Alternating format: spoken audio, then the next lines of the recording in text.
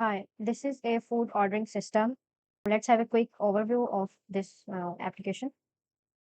The header section, and then we have the explore menu. These are the categories of items available in restaurant, and the food popular food feature section. So we can also add um, food deals here and some information cards. The second page is the menu page. Here, the menu is coming from API. The Django REST API framework is used here. So these are the whole list of menu that is available on this restaurant.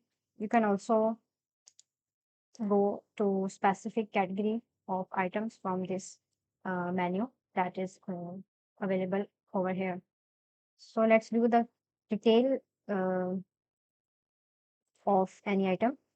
And these are different variations of the product. All of this data is coming from API, and we have some optional toppings to add. So you can add any. The price is getting adjusted according to it.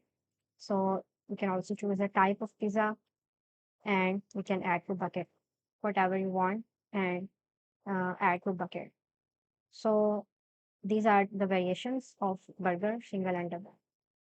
This is an overview of this application. The contact page is here and login. So you can check it. If you want to build me a similar project for you, you can contact me.